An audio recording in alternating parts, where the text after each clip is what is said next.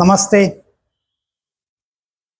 എല്ലാ ഹിന്ദുത്വ അഭിമാനികൾക്കും ഈ രാജ്യം നന്നാകണം എന്നുള്ള ആഗ്രഹിക്കുന്ന ആളുകൾക്കും എല്ലാവർക്കും എൻ്റെ വിനീതമായ നമസ്കാരം.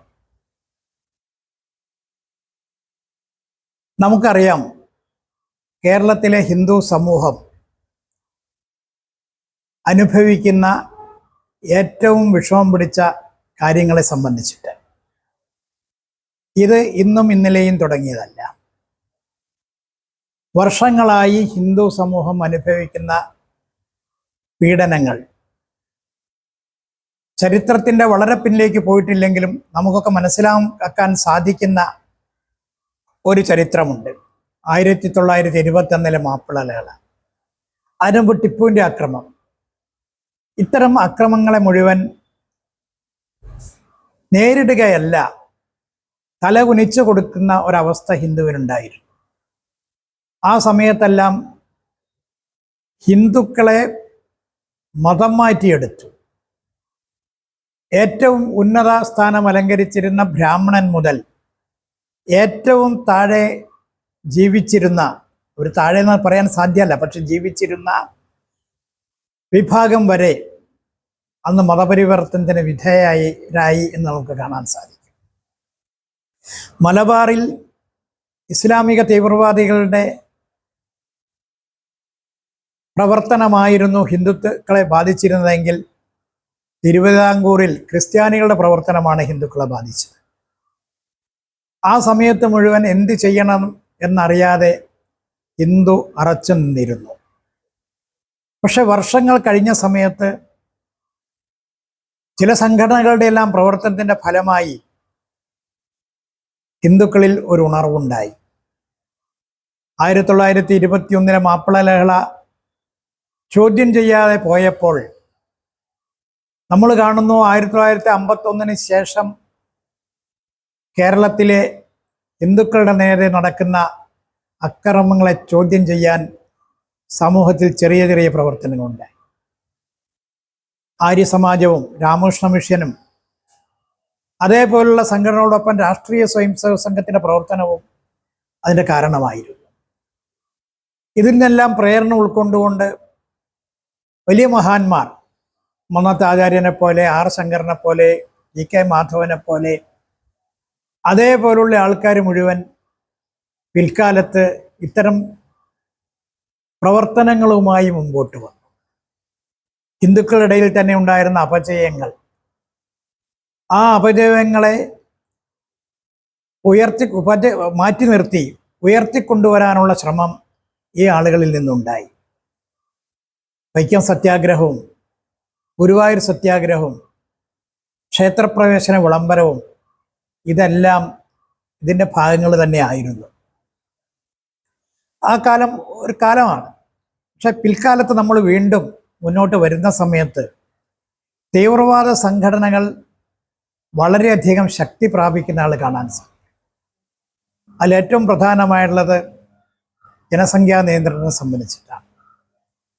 ഹിന്ദു വിഭാഗത്തിന് ജനസംഖ്യ വളരെ കുറഞ്ഞു വരുന്ന സമയത്ത് ഈ രാജ്യത്തെ തകർക്കണമെന്ന് ആഗ്രഹിക്കുന്ന വിഭാഗത്തിന് ജനസംഖ്യ വളരെ കൂടുതലായിട്ട് വരും.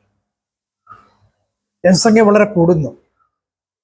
ഹിന്ദുവിൻ്റെ ജനസംഖ്യ കാനേഷുമാരി കണക്കനുസരിച്ച് പഴയതനുസരിച്ചിട്ടാണ് ഇപ്പോഴും പറയുന്നത് 51% പക്ഷേ ഇപ്പോൾ 51% ഇല്ല. അതേ സമയത്ത് ഇസ്ലാമിക പോപ്പുലേഷൻ വളരെ വളരെ കൂടുന്നു. ക്രിസ്ത്യൻ പോപ്പുലേഷൻ സ്റ്റില്ല അതേപോലെ തന്നെ നിൽക്കുന്നു. ഇതും കാണാൻ സാധിക്കുകയാണ്. ഇതിൻ്റെ അടിസ്ഥാനത്തിലാണ് ഇപ്പോഴത്തെ ചില മുദ്രാവാക്യങ്ങൾ നമ്മൾ കാണേണ്ടത്. എന്താണ്? നിങ്ങളെ കാത്തിരിക്കുകയാണ്. കൊച്ചു കുട്ടികളെ പോലും കൊണ്ട് മുദ്രാവാക്യം വിളിക്കുന്ന മുദ്രാവാക്യങ്ങൾ. കുന്തിരിക്കയുമായി കാത്തിരുന്നോ, അവലും മലരുമായി കാത്തിരുന്നോ, ഇതേപോലത്തെ ഭീഷണി മുഴക്കുന്ന മുദ്രാവാക്യം. അതോടൊപ്പം തന്നെ ഹിന്ദു ദേവീദേവന്മാരെ അപമാനിക്കുന്ന ചില പ്രവർത്തനങ്ങൾ, അത് പരസ്യമാണ്. ഹിന്ദുക്കൾ ആരാധിക്കുന്ന പശുവിനെ പരസ്യമായി വെട്ടിക്കൊല്ലുന്നു. അതിന് നേതൃത്വം കൊടുക്കുന്നതിന് പ്രേരണ കൊടുക്കുന്നത് ഇവിടുത്തെ രാഷ്ട്രീയ പാർട്ടിക്കാരാണ് എന്നുള്ളത് കൂടി നമ്മൾ മനസ്സിലാക്കണം. ലവ് ജിഹാദ് നടക്കുന്നത് തെളിവ് സഹിതം നിരത്തിയിട്ടും ലവ് ജിഹാദ് ഇല്ല എന്ന് പറയുന്ന രാഷ്ട്രീയ പാർട്ടിക്കാർ. തൊട്ടു മുമ്പുണ്ടായിരുന്ന മുഖ്യമന്ത്രി ലവ് ജിഹാദ് നടക്കുന്നുണ്ടെന്ന് പറഞ്ഞ സമയത്ത് ഇപ്പോൾ അങ്ങനെ ഇല്ല എന്ന് പറയുന്ന മുഖ്യമന്ത്രി, ഇല്ല എന്ന് പറയുന്ന പ്രതിപക്ഷം, ഇതെല്ലാം ഹിന്ദുക്കളെ നാശത്തിലേക്ക് നയിക്കാൻ അത്തരം വിഘടിത ശക്തികൾക്കെതിരെ പറയേണ്ടതിന് പകരം അതിന് കൂടെ നിൽക്കുന്ന രാഷ്ട്രീയക്കാരെയാണ് നമുക്ക് കാണാൻ സാധിക്കുന്നത്. ഇതെല്ലാം മനസ്സിലാക്കിക്കൊണ്ടാണ് സംപൂജ്യ സ്വാമി സത്യാനന്ദ സരസ്വതി തിരുവടികൾ ഹിന്ദുവിൻ്റെ നിലനിൽപ്പിന് വേണ്ടി പോരാടിയ ഒരു സന്യാസി ശ്രേഷ്ഠനാണ്. സ്വാമിജി മാത്രമല്ല, സംപൂജ്യ സ്വാമി ചിന്മയാനന്ദജി മഹാരാജ്, അതേപോലത്തെ നിരവധി സന്യാസി ശ്രേഷ്ഠന്മാർ, സമുദായ സംഘടനാ നേതാക്കന്മാർ, ഹിന്ദു സംഘടനാ നേതാക്കന്മാർ, ഇവരെല്ലാം കാര്യമായ പരിശ്രമം കുറേ കാലങ്ങളായിട്ട് നടക്കുകയാണ്. സംപൂജ്യ സ്വാമി സത്യാനന്ദ സരസ്വതി തിരുവടികൾ ആശ്രമത്തിൽ നിന്ന് പുറത്തു വന്ന് ഒരു പോരാട്ട വീര്യത്തോടുകൂടി ക്ഷാത്രവീര്യം ഉൾക്കൊണ്ട് പോരാടിയ മഹാനായ വ്യക്തിയാണ്. അദ്ദേഹം വർഷങ്ങൾക്ക് മുമ്പ് മുതൽ ഹിന്ദു മഹാസമ്മേളനം തിരുവനന്തപുരത്ത് നടത്തി. പുത്തരിക്കണ്ട മൈതാനത്താണ് നടത്തിക്കൊണ്ടിരുന്നത്. കുറച്ച് കാലങ്ങൾക്ക് ശേഷം എന്തോ കാരണങ്ങളെ കൊണ്ട് ആ സമ്മേളനം തിരുവനന്തപുരത്ത് പുത്തരിക്കണ്ടം മൈതാനത്ത് നിന്ന് പോയി. പിന്നീട് അത് ആശ്രമത്തിലേക്ക് മാറ്റി. ഹിന്ദുവിൻ്റെ യഥാർത്ഥ സ്വഭാവം കൂടി നമ്മൾ മനസ്സിലാക്കേണ്ടതുണ്ടല്ലോ. സഹകരിക്കാൻ ഹിന്ദുക്കൾ തയ്യാറായിരുന്നില്ല പലതിലും. ഏറ്റവും പ്രധാനപ്പെട്ട വിഷയം സാമ്പത്തികമാണ്. ഇതെല്ലാം ആയിരിക്കാം സ്വാമിജിയെ പിൽക്കാലത്തെ ആശ്രമത്തിലേക്ക് ആ സമ്മേളനം മാറ്റാൻ പ്രേരിപ്പിച്ചത്. ഏതായാലും സ്വാമിജിയുടെ സമാധിക്ക് ശേഷം 2011 മുതൽ ഈ സമ്മേളനം തിരുവനന്തപുരത്തെ കുറച്ച് ചെറുപ്പക്കാരും ചില മുതിർന്ന ആൾക്കാരും ഒരുമിച്ച് ഏറ്റെടുത്ത് നടത്താൻ നിശ്ചയിച്ചു. 2011 മുതൽ കൊറോണയുടെ ആ 2 വർഷം ഒഴിച്ചിട്ട്, കൊറോണ സമയത്ത് പോലും സമ്മേളനം നടത്തിയിട്ടുണ്ട്, ഹാളിലാണ് നടത്തിയത്. തിരുവനന്തപുരത്ത് ഈ സമ്മേളനം നടത്തിക്കൊണ്ടിരിക്കുന്നു. വിവിധങ്ങളായുള്ള വിഷയങ്ങൾ ചർച്ച ചെയ്യപ്പെടും. നിരവധി മഹാന്മാരുള്ള വ്യക്തികൾ, ഗവർണർമാർ, മന്ത്രിമാർ, കേരള മന്ത്രിമാർ, ഇത്തരം ആൾക്കാർ പോലും ഇത്തരം പരിപാടികളിൽ പങ്കെടുത്തു.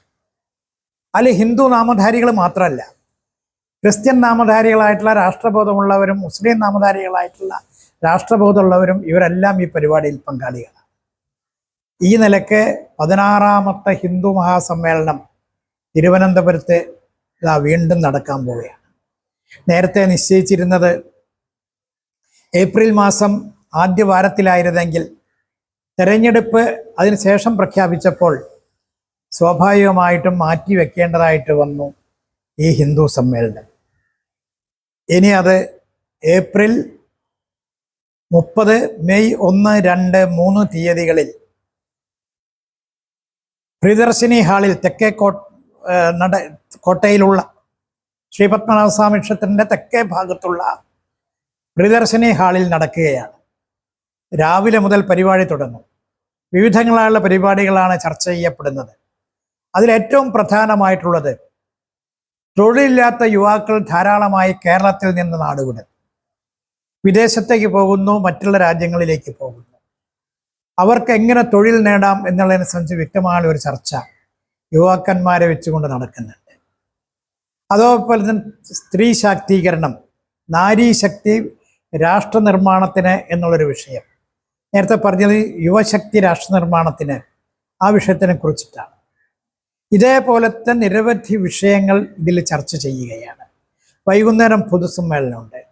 ആദ്യത്തെ ദിവസം തന്നെ ഉദ്ഘാടനം ചെയ്യുന്നത് ഹൈക്കോടതിയിലെ ഇപ്പോൾ റിട്ടയർ ചെയ്ത ജസ്റ്റിസ് നഗരേഷ്, അദ്ദേഹമാണ് പരിപാടി ഉദ്ഘാടനം ചെയ്യുന്നത്. അതിൽ സന്യാസി ശ്രേഷ്ഠന്മാരുണ്ടാവും. അതിൻ്റെ മുമ്പ് 29-ാം തീയതി എല്ലാ വർഷവും നടക്കുന്നത് പോലെ ആശ്രമത്തിൽ നിന്ന് സത്യാനന്ദ സരസ്വതി തിരുവടികളാൽ സമാധി സ്ഥലത്ത് നിന്ന് കൊളുത്തിയ ദീപം നിരവധി വാഹനങ്ങളുടെ അകമ്പടിയോടുകൂടി ഈ സ്വാഗത സംഘം ഓഫീസിലേക്ക് കൊണ്ടുവരും. അടുത്ത ദിവസം അതായത് തുടങ്ങുന്ന ദിവസം 30-ാം തീയതി രാവിലെ 8:15 ഇവിടെ നിന്ന് ആ ദീപശിഖ വാദ്യഘോഷങ്ങളോടുകൂടി ആനയിച്ച് സമ്മേളന സ്ഥലമായ പ്രിയദർശിനി ഹാളിലെത്തിക്കും.